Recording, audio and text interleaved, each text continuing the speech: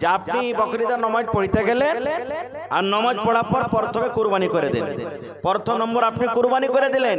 এবার কুরবানি করার পর আপনার যেটা কুরবানির মাংস গোটা জানোয়ার হয়তো বানাইতে সময় লাগবে, তো 1 কিলো আপনি বাড়িতে দিয়ে পাঠিয়ে দেন, আগে আপনার জন্য তৈরি হয়েছে, যেমনি তৈরি হয়ে গেল আপনি কুরবানির গোশত খেলেন। এটা হলো সুন্নাত তরিকা। এখনো যদি কোনো মা, খালা, দাদি, নানি বলে আমি এটার পর আমল করব, তো নেকি পাবে, কিন্তু একে রোজা মনে করতে হবে না, একে রোজা মনে করতে হবে না, এটা রোজা নাই। দ্বিতীয় কথা, সুবহানাল্লাহ, এ আমার মায়েরা, খালারা, ভাইয়েরা আমার, কুরবানি ঈদ বকরিদের নামাজ পড়ার আগে করতে হয় না পরে? ভাই, কখন করতে হয় কুরবানি? নামাজ পড়ার পরে না আগে? হ্যাঁ, পরে। একজন সাহাবী আল্লাহ রাসূলের জামানাতে, সুবহানাল্লাহ, ও কুরবানি কইরে নিজে গোশত খেয়েছে, পাড়া পড়শিকে খাইয়ে নামাজ পড়তে চলে গেছে।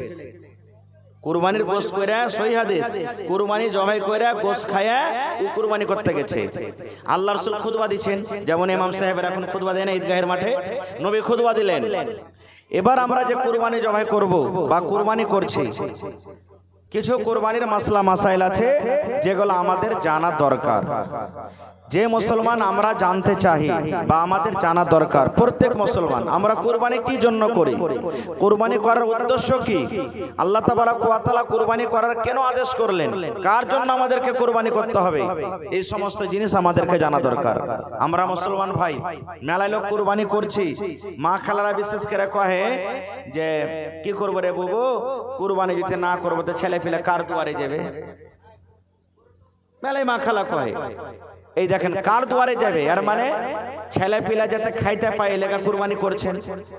কত ভাই কুরবানি যে কিনবে, গ্রামের মধ্যে মোটা তাজা একবারে খুব শক্তিশালী কুরবানি কিনেছে, কি কইবে জানেন, আবে জায়গা দুঃখ সুখ যা লাগা আছে, কুরবানিটা ভালো কিনেছে, আবে কুরবানিতে খালি তেল চুইছে, তেল চুইছে, খালি আমাকে কুরবানিতে তেল চুইছে না।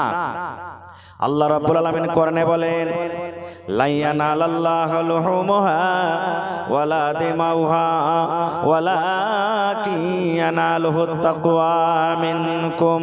আল্লাহ রাব্বুল আলামিন বলেন, আরে দুনিয়ার মানুষ, তোমরা যে কুরবানি করবে, তোমরা কুরবানি জবাই করবে, লাইয়ানালাল্লাহু লুহুমুহা, যখন তোমরা কুরবানি করবে, তোমরা কুরবানি করার পর যে তোমাদের কুরবানির জানোয়ারে যেটা মাংস আছে, গোশত আছে, ওই গোশত আমার কাছে পৌঁছে না, ওই গোশতের আমার কোনো দরকার নাই। আল্লাহ বলেন ওয়ালা দিমাউহা, এবং তোমার কুরবানির খুনেরও আমার দরকার নাই, তোমার খুন আমি চাই না। আল্লাহ রাব্বুল আলামিন বলেন ওয়ালাকিন ইয়ানালুহুত তাকওয়া মিনকুম, তুমি যে কুরবানি করবে, কোন নিয়তে তুমি কুরবানি করছো, কোন অন্তর নিয়ে তুমি কুরবানি করছো, কার নিয়তে তুমি কুরবানি করছো, এই তোমার ভিতরকার তাকওয়াটা শুধু আমার দরকার আছে, তোমার ভিতরকার তাকওয়াটা আমার কাছে শুধু পৌঁছে। এই তুমি কোন নিয়তে কুরবানি করে, তোমার নিয়াত খানটা শুধু আমার দরকার আছে, এই নিয়াত খানটা তোমার আমার কাছে শুধু পৌঁছে, তাছাড়া তোমার কুরবানির কোনো জিনিস আমার কাছে পৌঁছে না। ভাই মুসলমান, এই মাসটা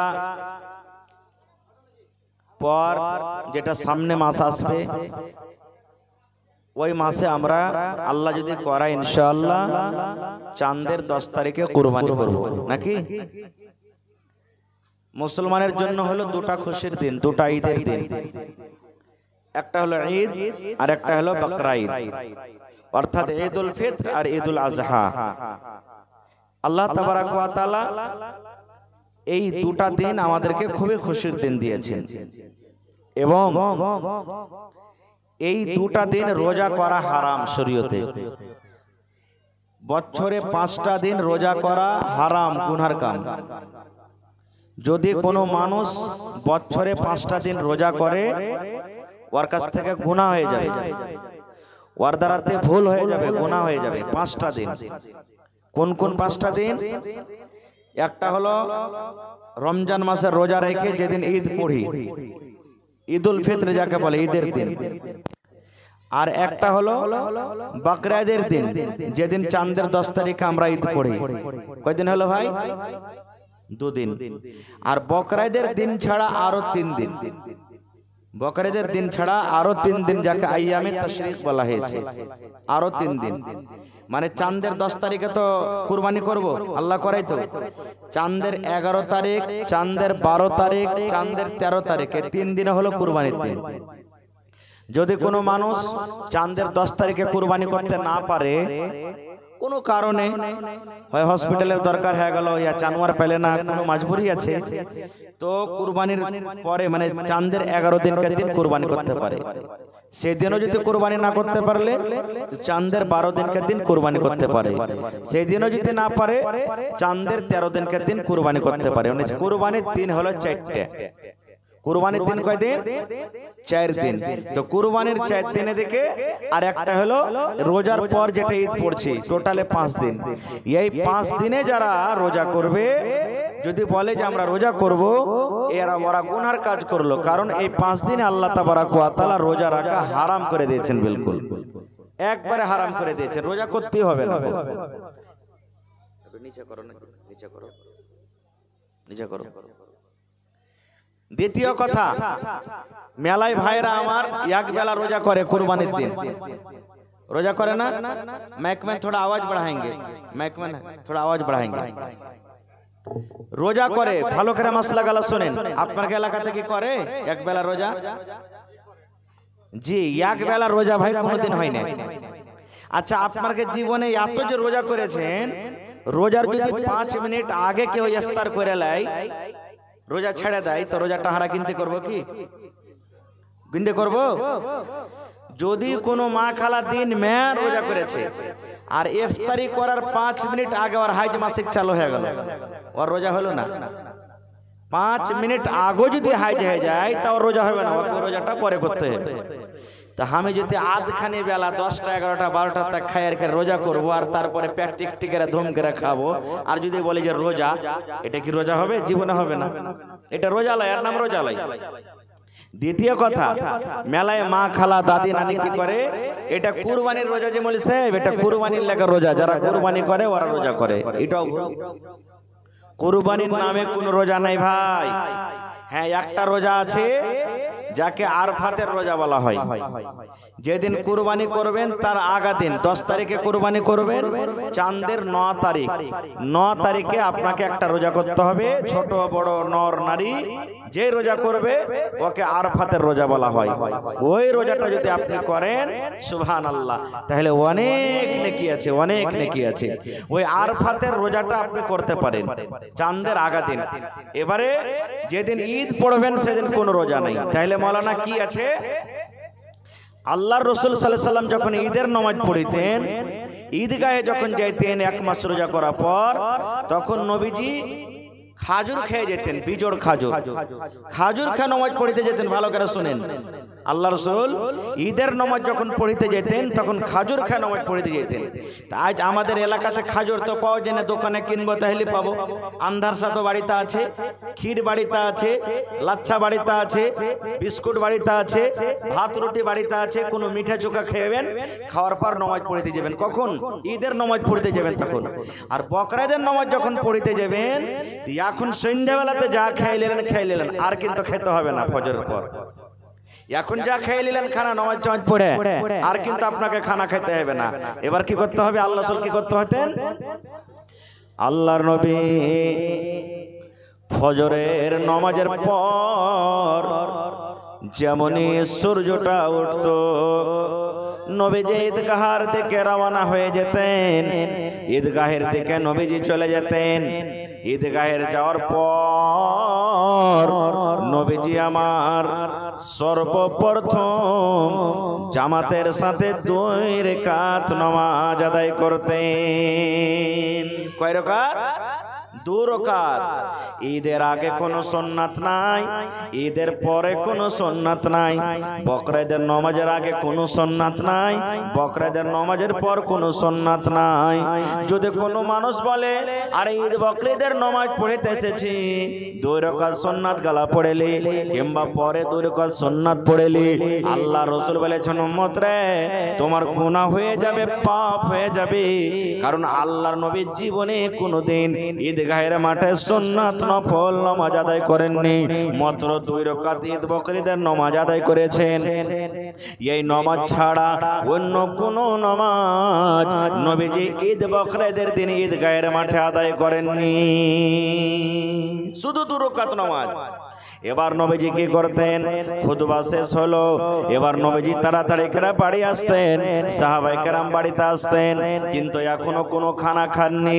সন্ধ্যাবেলাতে যে খানা খেয়ে নামাজ পড়িতে চলে গেছেন, বকরিদের নামাজ পড়ার পর নবীজি আর কোনো খানা কিন্তু খাবেন না, তাড়াতাড়ি কুরবানি জবাই করতেন। আর কুরবানি জবাই করার পর নবীজির জন্য মাংস তৈরি করা হতো, গোশত রান্না করা হতো।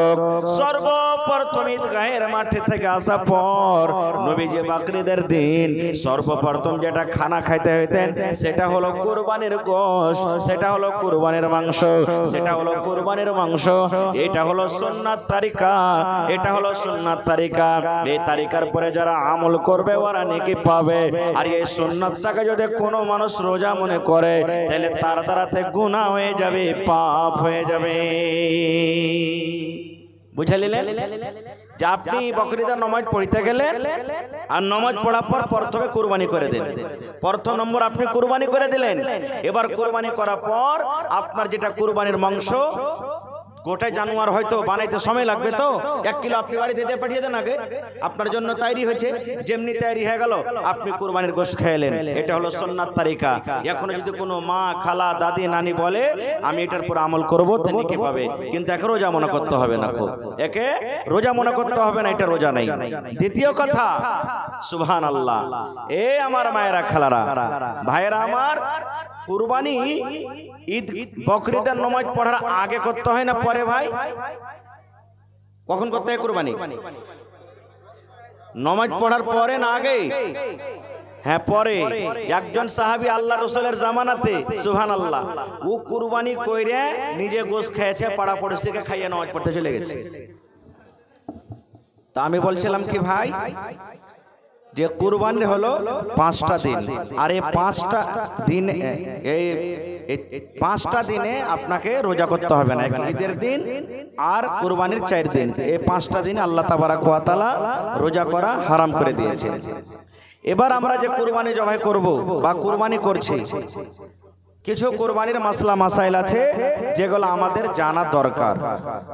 যে মুসলমান আমরা জানতে চাই বা আমাদের জানা দরকার, প্রত্যেক মুসলমান, আমরা কুরবানি কি জন্য করি, কুরবানি করার উদ্দেশ্য কি, আল্লাহ তাবারাক ওয়া তাআলা কুরবানি করার কেন আদেশ করলেন, কার জন্য আমাদেরকে কুরবানি করতে হবে, এই সমস্ত জিনিস আমাদেরকে জানা দরকার। আমরা মুসলমান ভাই মেলায় লোক কুরবানি করছি, মা খালারা বিশেষ করে কহে যে কি করবো রে বুবু, কুরবানি যদি না করবো তো ছেলে ফেলে কার দুয়ারে যাবে। মেলায় মা খালা কহে, এই দেখেন কার দুয়ারে যাবে, আর মানে ছেলে পিলা যাতে খাইতে পায় লেগা কুরবানি করছেন। কত ভাই কুরবানি যে কিনবে, গ্রামের মধ্যে মোটা তাজা একবারে খুব শক্তিশালী কুরবানি কিনেছে, কি কইবে জানেন, আবে জায়গা দুঃখ সুখ যা লাগা আছে, কুরবানিটা ভালো কিনেছে, আবে কুরবানিতে খালি তেল চুইছে, তেল চুইছে, খালি আমাকে কুরবানিতে তেল চুইছে না। আল্লাহ রাব্বুল আলামিন কোরআনে বলেন, লাইয়ানালাল্লাহু লুহুমুহা ওয়ালা দিমাউহা ওয়ালাকিন ইয়ানালুহুত তাকওয়া মিনকুম। আল্লাহ রাব্বুল আলামিন বলেন, আরে দুনিয়ার মানুষ, তোমরা যে কুরবানি করবে, তোমরা কুরবানি জবাই করবে, লাইয়ানালাল্লাহু লুহুমুহা, যখন তোমরা কুরবানি করবে, তোমরা কুরবানি করার পর যে তোমাদের কুরবানির জানোয়ারের যেটা মাংস আছে, গোশত আছে, ওই গোশত আমার কাছে পৌঁছে না, ওই গোশতের আমার কোনো দরকার নাই। আল্লাহ বলেন ওয়ালা দিমাউহা, এবং তোমার কুরবানির খুনেরও আমার দরকার নাই, তোমার খুন আমি চাই না। আল্লাহ রাব্বুল আলামিন বলেন ওয়ালাকিন ইয়ানালুহুত তাকওয়া মিনকুম, তুমি যে কুরবানি করবে, কোন নিয়তে তুমি কুরবানি করছো, কোন অন্তর নিয়ে তুমি কুরবানি করছো, কার নিয়তে তুমি কুরবানি করছো, এই তোমার ভিতরকার তাকওয়াটা শুধু আমার দরকার আছে, তোমার ভিতরকার তাকওয়াটা আমার কাছে শুধু পৌঁছে। এই তুমি কোন নিয়তে কুরবানি করে, তোমার নিয়াত খানটা শুধু আমার দরকার আছে, এই নিয়াত খানটা তোমার আমার কাছে শুধু পৌঁছে, তাছাড়া তোমার কুরবানির কোনো জিনিস আমার কাছে পৌঁছে না। কুরবানিটা কোনো যেন তেন জিনিস লয় ভাই, যেন তেন জিনিস লয়। দুনিয়াতে যত নবী রাসূল আল্লাহ তাবারক ওয়া তাআলা দিয়েছেন, প্রত্যেক নবীকে আল্লাহ কুরবানি দিয়েছিলেন, নিয়ম সিস্টেম আলাদা আলাদা ছিল। কিন্তু হযরত ইব্রাহিম আলাইহিস সালাম, যার আপনারা ঘটনা শুনেছেন যে আল্লাহ তাবারক ওয়া তাআলার আদেশে নিজের বেটাকে কুরবানি করতে গেছিলেন, জাননি? সবাই জানছেন, আপনারা শুনেছেন যে আল্লাহ তাবারক ওয়া তাআলা ৮০-৮৫ বছর বয়সে কাকে? ইব্রাহিম নবীকে একটা সন্তান দিয়েছেন। কখন? ইব্রাহিম নবী একদিন আল্লাহর কাছে দোয়া করছেন, রব্বে হাবলি মিনাস সালিহিন। মাথার চুল পেকে গেছে, দাড়ি পেকে গেছে, চামড়া ঝড় হয়ে গেছে, বয়স বুড়া হয়ে গেছে, এখনো সন্তান হয়নি। ৮০-৮৫ বছর বয়সে হযরত ইব্রাহিম নবী দোয়া করছেন, হে রব্বুল আলামিন, তুমি আমাকে একটা সন্তান দাও, একটা নেক সন্তান দাও।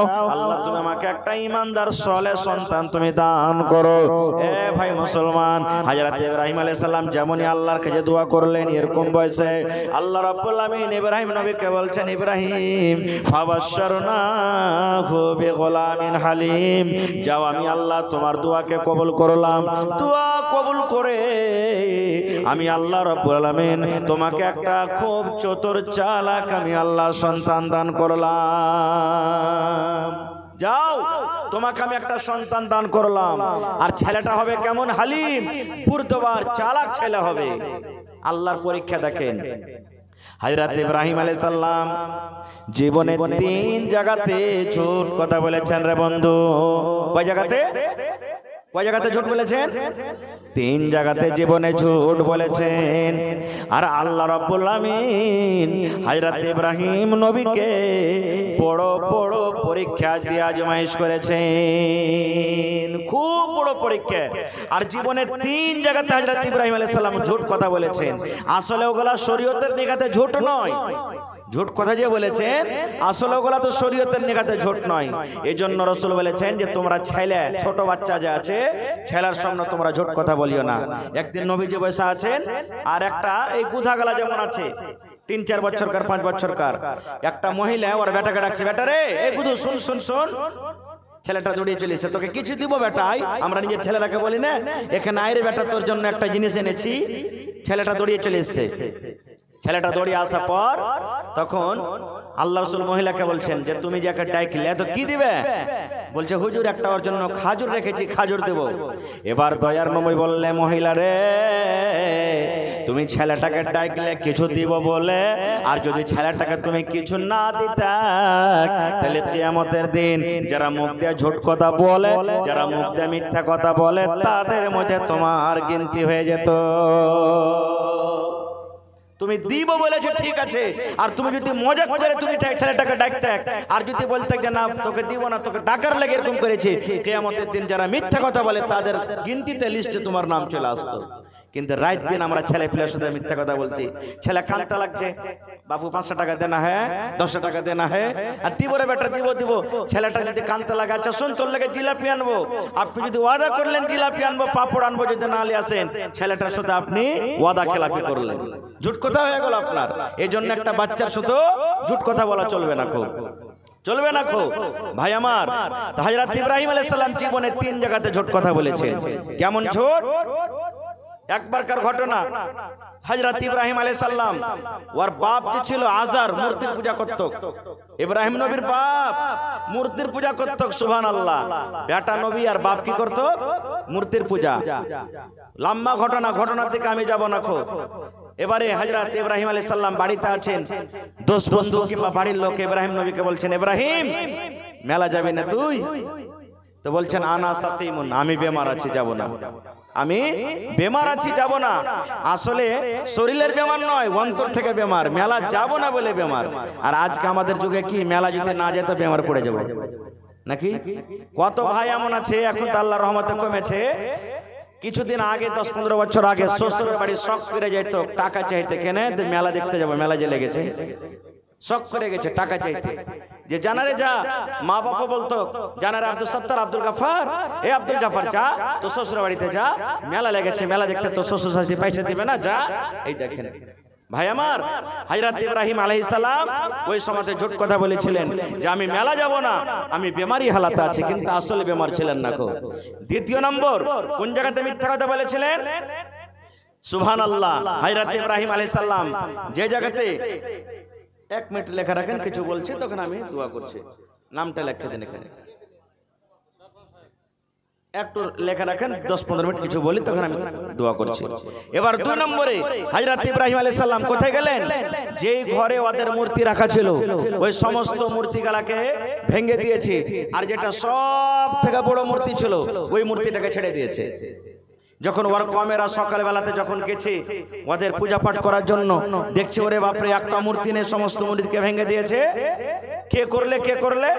ওই জামানাতে বাদশা ছিল নমরুদ বাদশা, ওই বাদশাকে খবর করা হলো। বাদশার সামনে তখন কিছু যুবক ছেলে বলতে লাগলেন যে বাদশা, আজারের ছেলে ইব্রাহিম একটা যুবক মানুষ, ও কিন্তু মূর্তিকে খুব পুরা ভালো কইতো, আমার কেমন হয় যে ওই ভেঙেছে, ওকে ডাকা। হযরত ইব্রাহিম নবীকে ডাকা হলো, চলে গেলেন। বাদশা বলছেন যে ইব্রাহিম, কে আমাদের ভগবানের সাথে এরকম করেছে মূর্তির সাথে? হযরত ইব্রাহিম আলাইহিস সালাম তখন এই কথাটা বলেছিলেন যে এই মূর্তিগুলোর মধ্যে সব থেকে যে বড়, ওকে জিজ্ঞাসা করো, ওই করেছে এগুলা কথা। না হলে দেখো বড় গলা আছে আর ছোট গলাকে সবকে ভেঙে চুরে ফেল দিয়েছে। কিন্তু ইব্রাহিম নবী তো নিজে করেছিলেন, এক মানা হলো। দ্বিতীয় মানা, হযরত ইব্রাহিম আলাইহিস সালামের বলার উদ্দেশ্য যে সব থেকে বড় যে ওই ভেঙেছে, মানে সমাজের মধ্যে নবী থেকে বড় আর কি হতে পারে? নবী থেকে বড় কি হতে পারে? হযরত ইব্রাহিম আলাইহিস সালাম ছিলেন নবী, এর মানে নবী নিজে ভেঙেছে, মানে নবী সব থেকে বড়, তাই জন্য নবী ভেঙেছে। ওরা কথাটা বুঝতে পারেনি, তখন বলছে ভাই এগুলা কাজ কি করতে পারে নাকি মূর্তিতে? হ্যাঁ, এগুলা ভাগ মানে কাজ করতে পারে? বলছে যখন করতে পারবে না তো কেন তোরা ওর পূজা করছিস? 2 নম্বর এখানে মিথ্যা কথা বলেছিলেন। আর একটা মিথ্যা কথা কোনটা? হযরত ইব্রাহিম আলাইহিস সালাম ওর নিজের স্ত্রী সারাকে নিয়ে গ্রাম ছেড়ে আর থাকবো না, এখান থেকে চলে যাব। যেতে যেতে মুসলমান রাস্তাতে এক জালিম বাদশা, যে জালিম বাদশার নিয়তটা এত খারাপ, যদি কোনো সুন্দর বেটি ছেলে দেখতে পাইতো, যদি কোনো সুন্দর মেয়ে লোক দেখতে পাইতো, ওই মেয়ে ছেলের সাথে, ওই বেটি ছেলের সাথে সে কিন্তু কুকর্ম করত। এত নিয়ত খারাপ। একটা উজির যে পট করে খবর দিয়ে দিলে, হুজুর আর শুনেছেন? বলছে কি? বলছে আপনার রাজ্যে একটা খুব সুন্দর বেটি ছেলে একটা ছেলের সাথে, একটা লড়কার সাথে হাঁটছে, আমরা দেখে এলাম। বলছে যে যুবকটাকে ডাকো। ও তো চিনে না যেটা ইব্রাহিম নবী। হযরত ইব্রাহিম আলাইহিস সালামকে ডাকা হলো। বাদশা বলছেন তোমার নাম কি? বলছে আমার নাম ইব্রাহিম। বলছে তোমার সাথে ওইটা কে আছে? ইব্রাহিম নবী জানতেন। আর বাদশার একটা নিয়ম ছিল, মা সাথে থাক, বহিন সাথে থাক, বিবি সাথে থাক, বেটি সাথে থাক। যদি ওই মহিলার ব্যাপারে বলতো ও বাদশা আমার সাথে আমার বহিন আছে, তাহলে কিন্তু ওই বহিন মনে করে বাদশা ওই মহিলার সাথে কোনো ছেড়খানি করতো না। আর যদি বলে যেত বাদশা ওটা হলো আমার স্ত্রী, ওটা হলো আমার মা, ওটা হলো আমার বিবি, তাহলে বাদশা কিচ্ছু মানত না, ওই মহিলার সাথে সে কিন্তু বদকাম করতো। হযরত ইব্রাহিম আলাইহিস সালাম মনে মনে বলছেন আল্লাহ, এই যে বাদশা আমাকে জিজ্ঞাসা করলে তোমার সাথে বেটি ছেলেটা কে, আল্লাহ কি বলবো এখন? ওইটা তো আমার স্ত্রী, ওকে তো বেটিও বলতে পাবো না, ওকে তো মাও বলতে পাবো না, কি বলবো? ভাবা চিন্তা করে বলছেন আল্লাহ, যদি আমি আজকে বলে দিই বাদশা ওইটা আমার স্ত্রী, তাহলে বাদশার নিয়ত খারাপ, বাদশা কিন্তু মানবে না, আমার স্ত্রীর সাথে কুকর্ম করবে। হযরত ইব্রাহিম নবী তখন বললেন ও বাদশা ওইটা হলো আমার বোন, ওটা হলো আমার বোন যেটা আমার সাথে আছে। তাহলে বিবিকে কি বললেন? বোন। যেমনই কথাটা বলা হযরত ইব্রাহিম আলাইহিস সালাম চলে এলেন। আসার পর তখন বিবি কায়সা বলছেন ও আমার ভালোবাসা বিবি সারা শুনে নাও, এই জমিনের উপরে ওরে আল্লাহ আজকে আমি একটা মিথ্যা কথা বললাম বিবিরে, কিন্তু আসলে ওগুলা মিথ্যা নয়, আমার অন্তরের মালিক আল্লাহ আল্লাহ জানছেন আমি কেন মিথ্যা কথা বললাম বিবিরে। আজকে জালিম বাদশার সামনে তোমাকে আমি বোন বলে স্বীকার করেছি, তুমি হলে আমার বোন, এই জন্য তোমাকে বাদশা এখন ডাকবি, তুমিও যখন বাদশার সামনে যাইবে তোমাকে যখন জিজ্ঞাসা করবে ওইটা হলো কি, তখন তুমি বলে দিবে ওইটা হলো আমার ভাই। খবরদার স্বামী বলে তুমি আমাকে অপমান করিও না। কারণ এ সারা তুমি হলো আমার স্ত্রী, আর একটা ইসলামের দিক দিয়ে মুসলমানের দিক দিয়ে মুসলমান হলো ভাই, মুসলমান হলো ভাই, রিশতা নিজের জায়গাতে আছে। কিন্তু রাসূল বলেছেন আল মুসলিম আখুল মুসলিম, মুসলমানের হলো ভাই। এই জন্য মুসলমানের যদি ভাই হইতে পারে, তাহলে আমি একটা নবী, আমিও মুসলমান, আর তুমি নবীর স্ত্রী, তুমিও মুসলমান, তাহলে স্ত্রী স্বামী হতে গেল ইসলামের দিক দিয়ে আমরা আপসের মধ্যে হয়ে গেলাম ভাই বোন। এই জন্য আমি কোনো মিথ্যা কথা বলিনি, কোনো গুনার কাজ করিনি। যখন কথাটা বলে দিলেন, এবার সারাকে ডাকতে হলো, ডাকো। ইব্রাহিম নবী দোয়া করতে লাগলেন আল্লাহর দরবারে, নামাজ পড়ছেন, দোয়া করছেন, মালিক মাওলা জালিম বাদশার সামনে আমার স্ত্রীকে পেশ করা হলো। মাবুদ রে, জালিম বাদশা হলো খুব খতরনাক বাদশা, আল্লাহ ওর নিয়ত ভালো নয়, ওর চোখটা ভালো নয়। আল্লাহ ওই বাদশার কাছ থেকে আমার বিবিকে দয়া করে তুমি বাঁচিয়ে নাও। এবার বাদশার সামনে সারা হাজির হলো। বাদশা বলছেন তোমার নাম কি? বলছে আমার নাম হলো সারা। বলছে তোমার সাথে ওইটা কি আছে? বলছে আমার ভাই। কিন্তু ভাই বললে ছেড়ে দেওয়া হয়তো, ভাই বোনের রিশতা। কিন্তু বাদশার এত নিয়ত খারাপ, আর সারা আলাইহিস সালাম এত সুন্দর, তার নিয়ত কিন্তু মানলো না। তার সাথে গলত কাম করার জন্য হাত বাড়ালছে। যেমন হাত বাড়িয়ে দেওয়া, এবারে সারা আলাইহিস সালাম দোয়া করেছেন, আয় রব্বুল আলামিন, সব কিছুরই মালিক আল্লাহ, তুমি দেখছো, তুমি জানছো, আল্লাহ জালিম বাদশা থেকে তুমি আমাকে নাজাত দাও, তুমি হেফাজত করো। যেমনই দোয়া করলেন, বিজলির কারেন্টের মতন দোয়া আল্লাহর দরবারে কবুল হয়ে গেল। যেমন এরকম ভাবে বাদশা তার দিকে ছোঁয়ার জন্য হাত বাড়িয়েছে, এরকম করে করে করে তার হাত আটকে গেল, হাত তার কাঁপতে লাগলো, হাত কাঁপতে লাগলো, মনে হয় জমিনের দিকে সে ধসতে লাগলো। এবার বাদশা বলতে লাগলো, ও আল্লাহর বান্দে সারা, তুমি দোয়া করো, আর তোমার সাথে এরকম গলত কাম করব না। তুমি আল্লাহর দরবারে একটু দোয়া করো, তোমাকে আমি নাজাত দিয়ে দিব। তুমি একটু দোয়া করো, দোয়া করো, আল্লাহ রাব্বুল আলামিন যেন আমাকে নিজের হালাতে করে দেয়। সারা দোয়া করলেন, আল্লাহ বাদশাকে তুমি নাজাত দিয়ে দাও। দোয়া কবুল হয়ে গেল, ভালো হয়ে গেলেন। কিন্তু ফের দেখেন জালিম বাদশা ভালো যখন হয়ে গেল, আবার হাত বাড়ালছে তার দিকে। ফের দোয়া করলেন, ফের হাত চাড়া, জমিনে ধসতে লেগেছে। এই করে করে একবার গেল, দুবার গেল, তৃতীয়বার গেল। তৃতীয়বারের ব্যাপারে তখন আবার বাদশা বলছে, সারা আমি তাওবা করছি অন্তর থেকে, তোমার সাথে আর কোন নজরে দেখবো না, তোমার দিকে হাত বাড়াবো না, তুমি তুই দোয়া করো। সারার মন ছিল আমি আর দোয়া করব না, এই হালাক বরবাদ হয়ে যায়। কিন্তু আল্লাহর দরবারে দোয়া করলেন এই জন্য, আজকে যদি বাদশা মরে যায়, আজকে যদি বাদশা হালাক বরবাদ হয়ে যায়, গোটা পৃথিবীর মানুষ বলবে একজন নবীর স্ত্রী সারা হয়ে একটা বাদশাকে মেরে দিয়েছে। এই জন্য আল্লাহর কাছে দোয়া করছে, রব্বুল আলামিন এই লোকটাকে তুমি বাঁচিয়ে লাও, আল্লাহ বাঁচিয়ে লাও। এবার একটা উজিরকে ডেকে তখন বাদশা বলছে, হঠাই জিনটাকে, খাবিস জিন আমার সামনে এনেছিস, আরে খুব বড় জাদুকর জিন, একে হটা আমার সামনে থেকে। হটিয়ে দিলেন। আর দুরকম কথা আছে, কেউ বলছে যে বাদশার ওটা বেটি, আর কেউ বলছেন যে ওটা বাদশার একটা দাসী ছিলেন, হাজেরা আলাইহিস সালাম, ওকে সারার খিদমত করার জন্য দিয়ে দিলেন। বাদশা সারার খিদমত করার জন্য দিয়ে দিলেন। রাস্তাতে হাঁটছে, ওপারে বেটি ছেলের দিকে দেখা মানা আছে না নেই? সারা কত হুঁশিয়ার বেটি ছেলে, দেখছে আরে আমি তো তার স্ত্রী, আর আমার সাথে যে এটা হাজারা একটা অপার মেয়ে ছেলে, আমার স্বামী দেখলে গুনাহগার হবে। তখন নিজের স্বামীকে বলছেন যে আপনি একে বিয়ে করেলেন, স্ত্রী হয়ে গেল, তার কোনো দিক্কত নেই, স্ত্রী হয়ে গেল, বিয়ে শাদী হয়ে গেল। থাকতে লাগলেন। আল্লাহর কাছে হযরত ইব্রাহিম আলাইহিস সালাম দোয়া করছেন, আল্লাহ ৮০-৮৫ বছর বয়স হয়ে গেল, আল্লাহ একটা সন্তান দাও।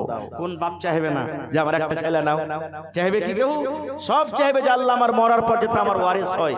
জিজ্ঞাসা করেন ওই বাপকে যার বিয়ে শাদী হয়ে গেল, একটা পর্যন্ত এখনো সন্তান হয়নি, মনে কত আফসোস। আফসোস হবে না?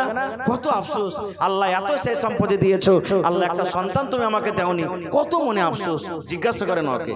সুবহানাল্লাহ। দোয়া করলেন, আল্লাহ দোয়া কবুল করলেন। ভাইরে, এবার যখন দুনিয়াতে সন্তান হলো, আল্লাহ তাবারাক ওয়া তাআলা ইব্রাহিম নবীকে পরীক্ষা করছেন। আর একটা কি পরীক্ষা? আল্লাহ রাব্বুল আলামিন ইব্রাহিম নবীকে বললেন, ও ইব্রাহিম, তোমার কলেজার টুকরা সন্তান ইসমাইলকে আর তোমার স্ত্রী হাজারাকে এমন জায়গাতে রেখে এসেছো, এমন মাঠে তুমি রেখে এসো যেখানে কোনো বাড়ি নাই, যেখানে কোনো গা নাই, যেখানে কোনো মানুষ নাই, যেখানে কোনো পানি নাই, যেখানে কোনো খানা নাই, এরকম জায়গাতে তোমার স্ত্রী হাজারাকে আর তোমার কলেজার টুকরা ইসমাইলকে তুমি বনে রেখে এসো। সুবহানাল্লাহ, কত বড় পরীক্ষা জি ভাই। ৮০-৮৫ বছর বয়সে একটা সন্তান, এরকম সন্তানের ব্যাপারে আল্লাহ বলছেন যাও তুমি ওকে বনে রেখে এসো। কি করলেন? আল্লাহ রাব্বুল আলামিন আদেশ করলেন, ইব্রাহিম তোমার স্ত্রীকে যে তুমি রাখবে, যেখানে ওই জায়গাতে রাখার পর তুমি পিছন দিকে ঘুরেও দেখতে পাবে না, কারণ পিছন দিকে ঘুরে দেখলে মায়া চলে আসবে দিলের ভিতরে। আপনি যখন দিল্লি, পাটনা, পাঞ্জাব খাটতে যাব, ছেলেটাকে কোলে নিয়ে খানিক দূর যাবো, যাই না? বারবার ছেলেটাকে দেওয়া বাই বাই টাটা বেজাবে কত কি করি, কত মায়া মোহাব্বত। কিন্তু আল্লাহ বলছেন তোমার ছেলে ইসমাইলকে আর স্ত্রী হাজারাকে বনে রাখা পর তুমি পিছন দিকে ঘুরেও দেখতে পাবে না। সুবহানাল্লাহ। চলে গেলেন, স্ত্রীকে বললেন হযরত ইব্রাহিম নবী যে তুমি আর তোমার ছেলেকে এক উটে নিয়ে বসো। হযরত ইব্রাহিম নবী একটা উটে বসলেন, অল্প কিছু খাজুর আর এক কলসি পানি নিয়ে হাঁটতে লাগলেন। হাঁটতে হাঁটতে কোথায় চলে গেলেন? যেখানে এখন কাবা শরীফ আছে, তখন কাবা শরীফ ছিল না। কাবা শরীফ ছিল কিন্তু মাটিতে মিশিয়ে ছিল, কোনো ওজুদ ছিল না কাবা শরীফের। জমজমের কুয়া ছিল না, হাজী সাহেবরা হজ করতে গেছেন না, জমজমের কুয়া ছিল না তখন। দেখেন কিভাবে জমজম বাড়াইছে, কিভাবে আল্লাহ তাবারক ওয়া তাআলা জমজম তৈরি করছেন। সুবহানাল্লাহ। এবার চলে গেলেন, কোনো পানি নাই, কোনো গাঁ গ্রাম নাই। আল্লাহ যেখানে আদেশ করলেন রেখে দিলেন, ওখানে কলসি নামিয়ে দেওয়া হলো, খাজুর দিয়ে দেওয়া হলো। হযরত ইব্রাহিম নবী দুটা উটকে হাঁকাতে লেগেছেন, হাঁকাতে হাঁকাতে কিছু দূর যখন গেছে, তো হযরত হাজারার মন কি যে উটগুলা চড়াইতে গেল মনে হয় ঘুরে চলে আসবে। এবার দেখছে হাঁটতে হাঁটতে হাঁটতে সাফা মারওয়া পাহাড় পার হয়ে চলে যাচ্ছে, তখন পিছন থেকে ডাক দিচ্ছেন, ও আল্লাহর দোস্ত ইব্রাহিম, ব্যাপার কি? আমাদেরকে ছেড়ে যাচ্ছেন, আপনি ঘুরে আসবেন না? আল্লাহ যে পিছনে দেখতে মানা করেছেন, কোনো কথা উত্তর দেয় না। আবার বলছেন যে আল্লাহর দোস্ত ইব্রাহিম, আল্লাহর কি এটা আদেশ আপনি আমাদেরকে এখানে রেখে চলে যাবেন? তখন মাথাটা এরকম ভাবে হিলিয়ে দিলেন, হ্যাঁ আল্লাহর এটাই আদেশ।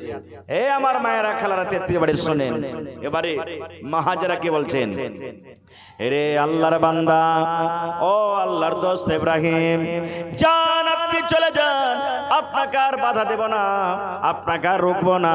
আল্লাহ রাব্বুল আলামিনের যদি এটা আদেশ হয়, আল্লাহর হুকুমে যদি এই আমার দুধ খাওয়া বাচ্চা, মাসুম বাচ্চার আপনি আমাকে যদি এখানে রেখে যান, এখানে কোনো মানুষ নাই, এখানে কোনো বাড়ি নাই, এখানে কোনো গা নাই, এখানে কোনো ঘর নাই, এখানে কোনো খানা নাই, এখানে কোনো পানি নাই, এরকম মাঠ ময়দানে আপনি আমাদেরকে ছেড়ে চলে যাবেন।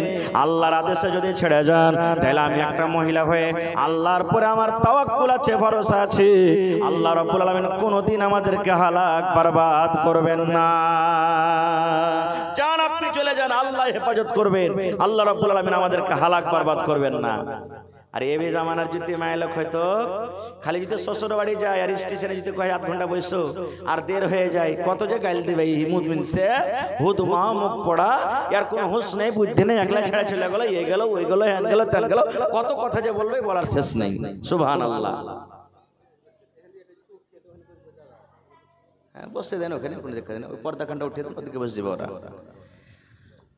पर्दा खंडा उठिए बस कतक्षण खड़िया थकबे बेटी छेले गला ये पर्दा खंडा एक उठिए दाओ द्वारा देखते चाइछे ओखान थेके दूर थेके देखबे बसे देखबे जेते হয় তো पर्दा खंडा एक उठिए दाओ আর দেখো করা। এইবারে ভাই মুসলমান রেখে চলে এলেন। কিছুদিন পর মেলায় লম্বা ঘটনা আছে, আমি ঘটনা থেকে বলবো না, শর্টে বলছি। ঘটনা বলতে গেলে মেলায় লম্বা হবে। যখন ইসমাইল নবী 6 বছর 7 বছরকার বয়স হয়ে গেল, একদিন ইব্রাহিম নবীকে আল্লাহ স্বপ্ন দেখেছেন। ইব্রাহিম নবী স্বপ্ন দেখছেন যে আল্লাহ আদেশ করছেন যে ইব্রাহিম তোমার সব থেকে প্রিয় সন্তান কলেজার টুকরাকে ওর গলাতে ছুরি দিয়ে তুমি জবাই করো। সুবহানাল্লাহ। এটা কম বড় পরীক্ষা যে ভাই, দুনিয়াতে কোন এমন বাপ আছে, যতই বাপ সুবহানাল্লাহ পাথর দিল বলা হোক আর যত বেটা বদচলন হোক, কিন্তু নিজের বেটাকে জবাই করতে পারবে না। সুবহানাল্লাহ। আল্লাহর আদেশ দেখেন, ওই বুড়াদি কালে বলছেন যাও তোমার বেটাকে তুমি জবাই করো। হযরত ইব্রাহিম আলাইহিস সালাম আল্লাহর আদেশ পাইয়া এখানটা পকেটে ছুরি নিলেন, ছোরা নিয়ে এবার হাঁটতে হাঁটতে চলে গেলেন কোথায়?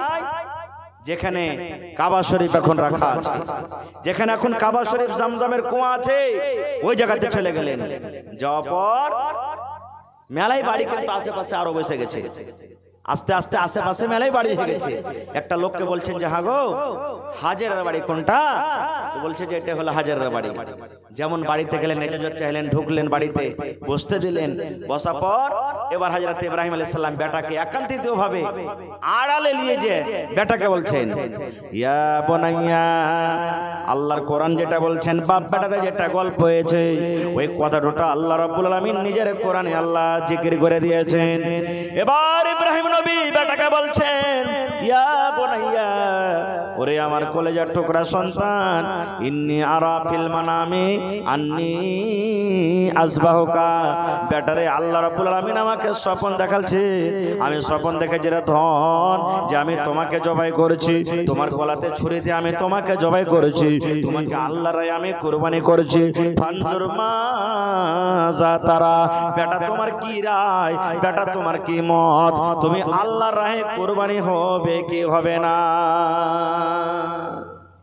বাপ বেটাকে বলছেন বেটা আমি স্বপ্ন দেখেছি, বেটা আল্লাহ আমাকে স্বপ্ন দেখালছে, কারণ নবীরা যেটা স্বপ্ন দেখছেন ওটা হলো ওহী, এটা হলো সত্য ঘটনা।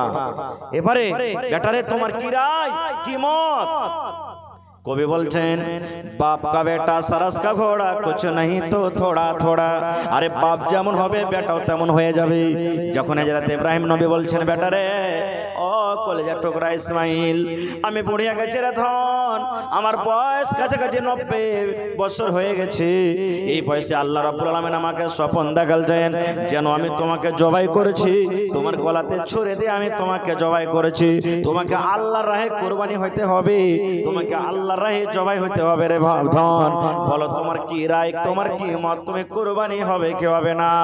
যখন এই কথাটা বলা হযরত ইসমাঈল আলাইহিস সালাম বললেন ইয়া বাতি ফাল মা তুমার সাতাজাদুনি ইনশাআল্লাহু মিনাস সাবিরিন।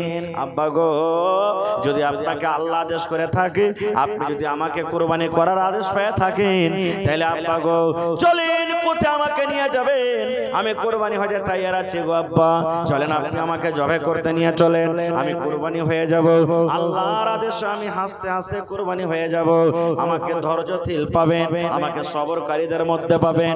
আপনি যখন আমার গলাতে ছুরি দিবেন, আপনার হাত খাল আমি ধরব না, আপনার জন্য আমি ছটফট করব না, শরীর তল থেকে উঠে পালিয়ে যাব না, আপনি আমাকে সবরকারী পাবেন, ধৈর্যশীল পাবেন। চলেন চলেন চলেন, আপনি আমাকে কোথায় নিয়ে যাবেন? তাহলে বাপও রাজি কুরবানি করব বলে, আর বেটাও রাজি কুরবানি হবো বলে। আল্লাহ বলেন ফালাম্মা আসলামা ওয়া তাল্লাহু লিল জাবিন, বাপ বেটা রাজি হয়ে গেল, বাপ কুরবানি করব বলে আর বেটা কুরবানি হবো বলে, বাপ বেটা দুজনে রাজি হয়ে গেল। এবার বাপ বেটা বাড়ি থেকে এবার হাঁটতে শুরু করে দিয়েছে। শয়তান মানুষের দুশমন না? শয়তান মানুষের দুশমন কি দুশমন নয়? আল্লাহ নিজে বলছেন শয়তান এত বড় মানুষের জন্য দুশমন যে আল্লাহ বলছেন দেখো মানুষ, তোমার বাপ আদমকে জান্নাত থেকে বাহির করে দিয়েছে ওই শয়তান।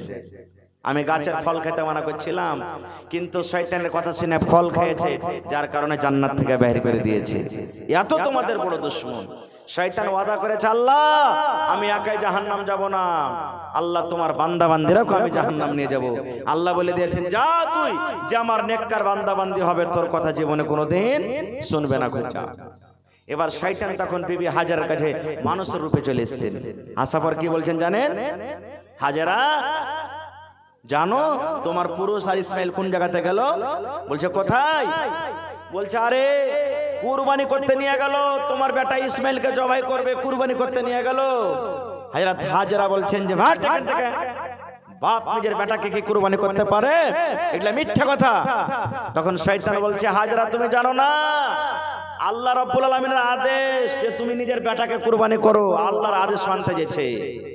যখন কথাটা বলা, ওরে সুবহানাল্লাহ, হযরত হাজার একটা পাথর নিয়ে নিলেন রে ভাই, আর পাথর নিয়ে বিসমিল্লাহি আল্লাহু আকবার বলে একটা পাথর মেরে বলছেন, রে শয়তান তুই হট, তুই আমার কাছ থেকে হট, আমার নসিব কত ভালো রে। হাজারা বিবি বলছেন, আমার নসিব কত ভালো, আমার ভাগ্য কত ভালো।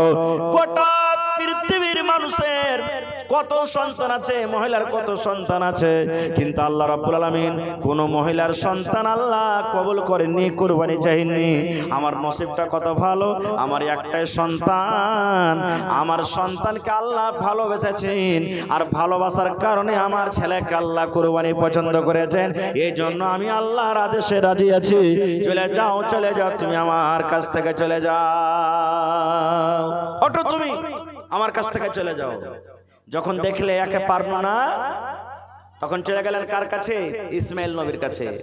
ওকে আস্তে করে বলছেন, ইসমাইল তুমি জানো খেপা ছোট মানুষ কি জানো, বাপ কহিলে আর তুমি কুরবানি হতে চলেছ, হট খেপা এখান থেকে, তুমি হটো, জীবনটা বেঁচে থাকলে তোমার মেলায় কাজে দিবে। হযরত ইসমাইল আলাইহিস সালাম আর একটা পাথর নিয়ে নিলেন, পাথর নিয়ে এলো পর বিসমিল্লাহ আল্লাহু আকবার বলে পাথর মেরে দিলেন, আর বলছেন শয়তান রে তুই হট, আমার কাছ থেকে হট, হট তুই হট, আমাকে আমার না আল্লাহ থেকে না ফরমানি করিস না, আমার আব্বাকে কুরবানি করার আদেশ হয়েছে, এই জন্য আমি আল্লাহর কথা মানতে গিয়ে আমি খুশি খুশি আল্লাহর দরবারে আমি কুরবানি হয়ে যাব। ওখানে যখন জায়গা পেল না, তখন ইব্রাহিম নবী কাছে বলছেন, ইব্রাহিম তুমি কেমন খেপা লোক জি, তুমি একটা স্বপ্নের কথাকে চিনের কেড়ে দেখে কেড়ে তুমি কুরবানি করতে ইচ্ছে বেটাকে, তোমার মতন কেউ পাগল আছে দুনিয়াতে যে বেটাকে তুমি কুরবানি করতে লিচ্ছ? যখন কথাটা বলা, হযরত ইব্রাহিম আলাইহিস সালাম একটা পাথর নিয়ে নিলেন, আবার বিসমিল্লাহ আল্লাহু আকবার কয়ে পাথর দিয়ে মেরে দিলেন। বলছে শয়তান রে হট, হট, আমার স্বপ্ন সত্য, আল্লাহ রাব্বুল আলামিন আমাকে যেটা স্বপ্ন দেখালেন সত্য। তিন জায়গাতে তিনজন পাথর মারলেন, আল্লাহ রাব্বুল আলামিন তাদের আমলটাকে এত পছন্দ করলেন, কিয়ামত পর্যন্ত যত হাজিরা হজ করতে যাবেন আল্লাহ রাব্বুল আলামিন হজের একটা রুকন বানিয়ে দিলেন। আল্লাহ রাব্বুল আলামিন সমস্ত দুনিয়ার হাজিরাকে এলান করে দিলেন, ও হাজিরা যত তোমরা হজ করতে যাবে, তিন জায়গাতে যে পাথর মারা হয়েছে, হজ করতে গিয়ে তোমাদেরকে তিন জায়গাতে পাথর মারতে হবে। এবার চলে গেলেন কোথায়? মিনার মাঠে, যে জায়গাতে হাজী সাহেবরা কুরবানি করছে মিনার মাঠে। মুয়াজ্জে হাসানাতে লিখছেন বা অন্য অন্য বইয়ে লিখছেন যে এটা হাদিসের কথা নয়, কিতাবে লেখা হয়েছে যে হযরত ইসমাইল আলাইহিস সালাম আব্বাকে বলছেন, কি আব্বা গো আপনি তো আমাকে জমাই করে দিবেন গো আব্বা, আমি আল্লাহর রাহে কুরবানি হয়ে যাব, কিন্তু আব্বা আপনি হলেন একটা বুড়া মানুষ, আমার গলাতে ছুরি দেওয়ার টাইমে আপনার হাত খানটা যেন না কাঁপি, চোখ দিয়ে যেন পানি না ঝরে, আমার দিকে দেখে যেন আপনার ময়া না লেগে যায়, এই জন্য আব্বা গো আপনি নিজের চোখে পাট্টিটা বেঁধেলেন। আব্বা নিজের চোখে আপনি পাট্টিটা বেঁধেলেন যেন আপনার হাত না কাঁপে, আপনাকে কুরবানি আমাকে কুরবানি করতে গিয়ে আব্বা একটু পাট্টিটা বেঁধেলেন। এবার হযরত ইসমাইল আলাইহিস সালাম বলছেন, আব্বা গো আমার যে জামা কাপড় আছে, গা থেকে জামা কাপড় খুলালেন, আপনি যখন আমাকে জবাই করবেন আমার হয়তো খুনগুলা আমার কাপড় যা লাগবে জামাতে লাগবে, এবার আমার মা বাড়িতে আছে, আমার জামা কাপড় দেখে হয়তো তার চোখ দিয়ে পানি ঝরবে, কাঁদবে, যেন আমার জামা কাপড়ে কোন রকমের রক্ত না লাগে। সুবহানাল্লাহ। এবার বিসমিল্লাহ আল্লাহু আকবার বলে হযরত ইব্রাহিম আলাইহিস সালাম বেটার গলাতে ছুরি দিতে যাবেন। এই যে মেলে কথা শুনছেন না, যে ছুরি দিতে যে জবাই হলো না, মারলে পাথরে পাথর দু টুকরা হয়ে গেল, এগুলো হাদিসে কিছু নাই ভাই, শুধু হযরত ইব্রাহিম আলাইহিস সালাম জবাই করতে যাচ্ছিলেন। সুবহানাল্লাহ। মনে হয় যত পোক পাখালি আছে সব ঠান্ডা হয়ে গেছে, সমুদ্রের মাছগুলা পর্যন্ত মনে হয় চলা বন্ধ করে দিয়েছে। কেন? আল্লাহ তোমার ইমতিহান কেমন, আল্লাহ তোমার পরীক্ষা কেমন, আজকে নিজের বাপ নিজের বেটার গলাইতে ছুরি দিয়ে জবাই করবে। সুবহানাল্লাহ। আল্লাহ কেমন তোমার পরীক্ষা, আল্লাহর ফেরেশতারা পর্যন্ত দেখছেন, মাবুদ রে তোমার পরীক্ষা কেমন আল্লাহ? আল্লাহ তোমার ইমতিহান কেমন? আজকে প্রথমবার নিজের বাপ নিজের বেটাকে কুরবানি করবে, জবাই করবে, কুরবানি করতে যাবি। এরকম টাইমে আল্লাহ রাব্বুল আলামিন জিবরিল ফেরেশতাকে ডাকতে বলছেন, জিবরিল রে, আমার নবীকে দেখো পাগল হয়ে গেছে, দিওয়ানা হয়ে গেছে। যতক্ষণ পর্যন্ত আমার নবী নিজের বেটাকে কুরবানি না করবেন, ততক্ষণ পর্যন্ত আমার নবী ছুরি ছাড়বে না। যাও জিবরাইল, যাও যাও, তাড়াতাড়ি করে জান্নাতের ভিতর থেকে একটা তুমি দুম্বা নিয়ে চলে যাও। আর দুম্বা নিয়ে যাওয়ার পর আমার নবী ইব্রাহিমের ছুরির তলাতে রেখে দিবে। আর তার ছুরির তলা থেকে তার কলেজার টুকরা ইসমাইলকে তুমি হটিয়ে নিবে। যাও জান্নাত থেকে তুমি নিয়ে যাও, একটা দুম্বা গলা নিয়ে যাও। হযরত জিবরাইল আলাইহিস সালাম সাথে সাথে তাড়াতাড়ি করে দুম্বা নিয়ে এসে হাজির। হযরত ইসমাইল আলাইহিস সালামকে ছুরির তল থেকে টেনে নিলেন, কারণ ওর চোখে তো বান্ধা আছে, পাটি আছে, দেখতে পাই না। আর ওই দুম্বাটাকে ছুরির তলে যেমন রেখে দিলেন, বিসমিল্লাহি আল্লাহু আকবার বলে যেমনই জুম্বাতে ছুরি দেওয়া, ছুরি যেমনই দেওয়ার সাথে সাথে জবা হয়ে গেল। হযরত ইব্রাহিম আলাইহিস সালাম তখন আল্লাহকে বলছেন, মাবুদ, আজকে আমি ওয়াদা পুরা করে দিলাম, আজকে আমি ওয়াদা পুরা করে দিলাম। আল্লাহ তোমার আদেশে আমি নিজের কলেজার টুকরার গলাইতে আমি ছুরি দিয়ে জবাই করে দিলাম। এবার দেখছে তো ওইটা ইসমাইল তো সাইডে আছে, ওইটা দুম্বা জবাই হয়ে গেল, দুম্বা জবাই হয়ে গেল। আল্লাহ রাব্বুল আলামিন বলেন, ইব্রাহিম তুমি পরীক্ষাটা পাস হয়ে গেছো। আমার কুরবানি আসলে তোমার বেটাকে করার উদ্দেশ্য ছিল না, আমি তোমার পরীক্ষা করছিলাম যে ৮০-৮৫ বছর বয়সে তোমাকে যে একটা বেটা দিয়েছি, এই বেটাটাকে তুমি বেশি ভালো কি আমাকে বেশি ভালোবাসো? বেটাকে পায়ে তো তুমি আমাকে ভুলে যাওনি, বেটার মহব্বতে তুমি আমাকে তুমি ভুলে যাওনি। এই পরীক্ষাটা তোমাকে আমি করছিলাম। আল্লাহ রাব্বুল আলামিন সেদিন থেকে জানোয়ার কুরবানি করার আদেশ করে দিলেন, যাও তোমরা একটা করে আল্লাহর রাহে জানোয়ার কুরবানি করবে। এবার জানোয়ারি কুরবানি করার কি সিস্টেম ছিল? আপনার গ্রামে 10 জন কুরবানি হলো, 20 জন হলো, 50টা কুরবানি হলো, কুরবানি করে ফেলে দেওয়া হলো। আল্লাহ রাব্বুল আলামিনের পক্ষ থেকে আগুন আসতো, আর আগুন এসে জানোয়ারের পাঞ্জর ঘুরতো। যারা হালাল টাকার কুরবানি, ওয়ার কুরবানি আল্লাহ রাব্বুল আলামিন কবুল করে নিতেন, আগুনে তার কুরবানিটাকে উড়িয়ে দিত, জ্বালিয়ে দিত। আর যার হারাম টাকার কুরবানি, ওই কুরবানিটা কবুল হয়তো না, জমিনের উপরে পড়ে থাকতো। এরকম সিস্টেম ছিল। কুরবানি করে রেখে দিলেন, আগুন এলো আসমান থেকে আল্লাহর আদেশে, যার হালাল টাকার কুরবানি কবুল হয়ে গেল, আর যার হারাম টাকার কুরবানি পড়ে থেকে গেল।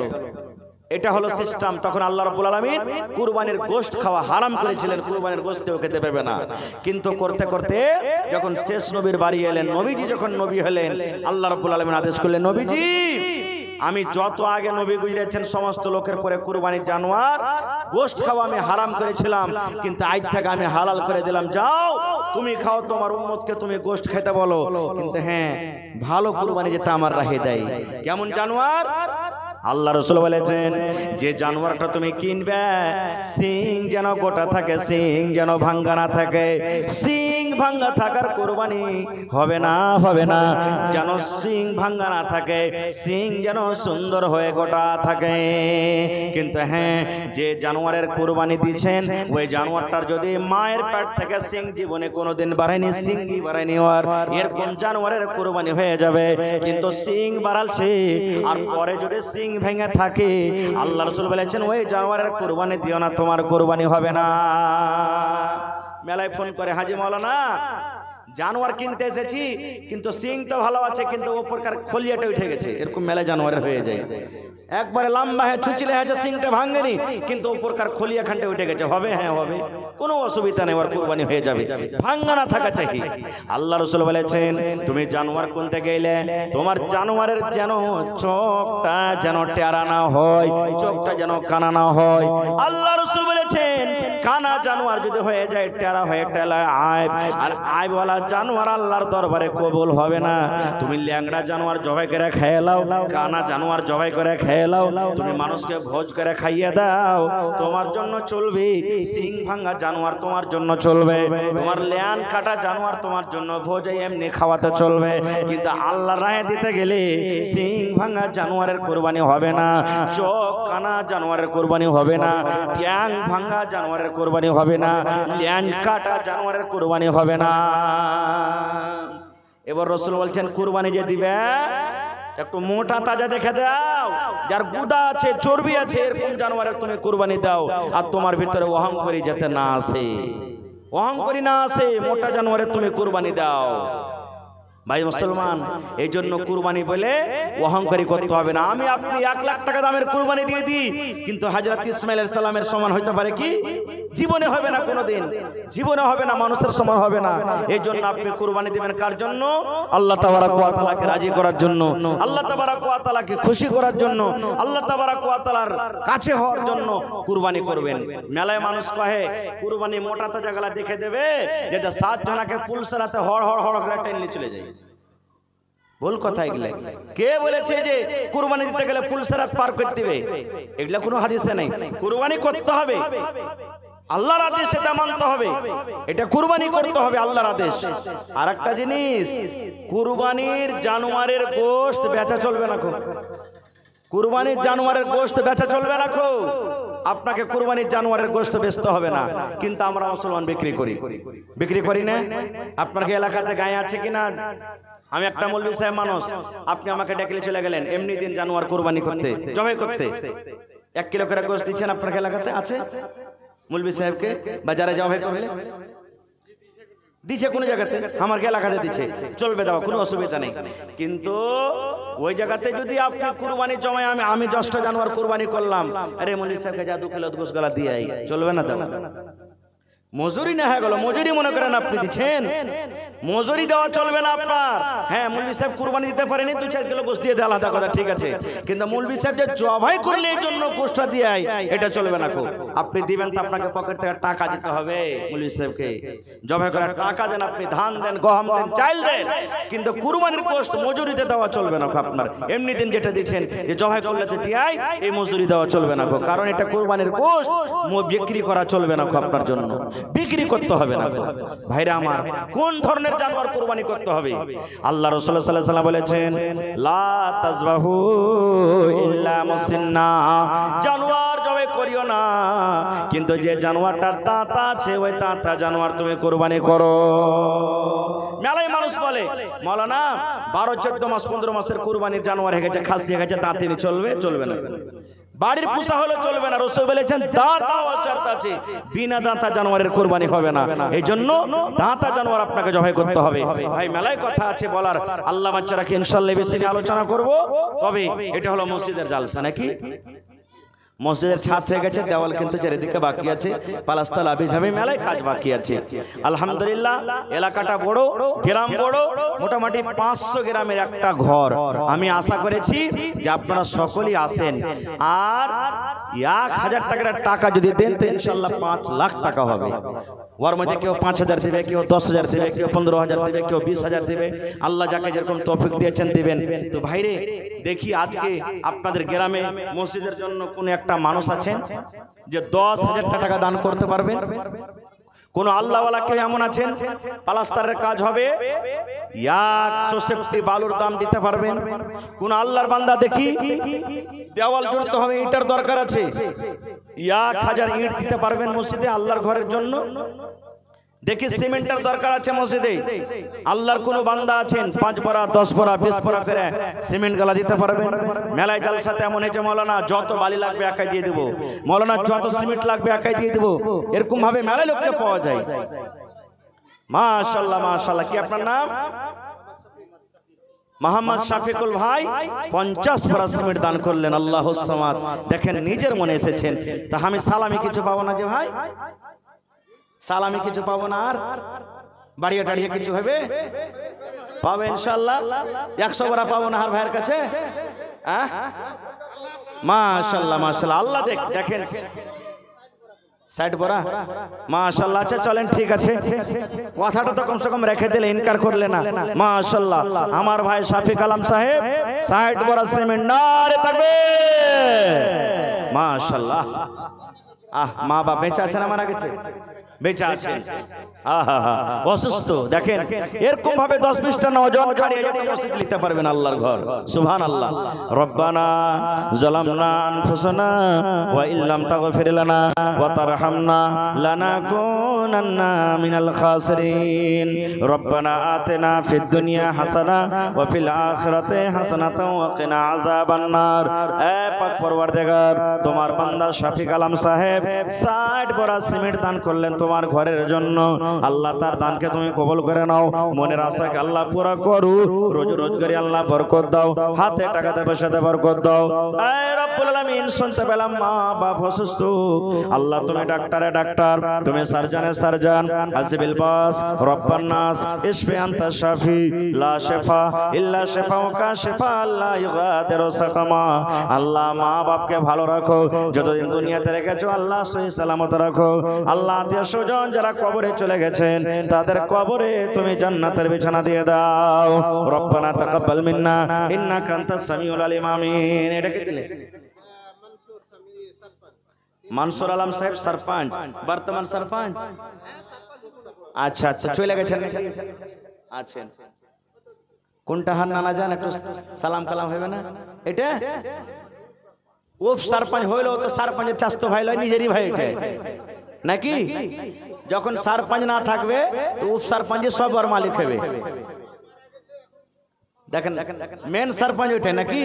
এই জন্য তো উপ সরপঞ্চ উপ মুখিয়া সরকার বানাইছে যে সরপঞ্চের কাজটা যাতে করে নিতে পারে। আল্লাহুস সামাদ। তো সালাম করবেন না নানা জান, আইছেন না? আইছেন, পারবেন দিবেন, না পারবেন না আমি বাঘ ঘোষলা ধরে খাইলব আনেওয়ালা ইনশাআল্লাহ। ইনশাআল্লাহ দেখেন এখনই জানতে আপনার পরে খুশি আছে এখন থেকে। আল্লাহুস সামাদ। মাশাআল্লাহ, ভালো আছেন? কি আপনার নাম? মোহাম্মদ মানসুর আলম। মানসুর আলম নানার ভাইয়ের নাম তাও মাইজগুল নানা। জি, তো নানা হয়ে গেল তাহলে নাকি? আপনি যদি কিচ্ছু না কইতে কয়বার নানা বাড়িয়ে গেল তার লেগে ছেড়ে দিলে। সুবহানাল্লাহ। তো কতটি আছে? 3000 আছে। আর 2000 পারবে? 1000। চলেন, ঠিক আছে নাকি? মাশাআল্লাহ, নারে তাকবীর। জাযাকাল্লাহু খাইরান জাযা ওয়া সালাল জাযা। এ রব্বুল আলামিন, আমার উপসরপঞ্চ সাহেব নানা মানসুর আলম সাহেব 4000 টাকা আল্লাহ তোমার ঘরের জন্য জমা করে দিলেন। 4 লক্ষ টাকা মনে করে তুমি কবুল করে নাও।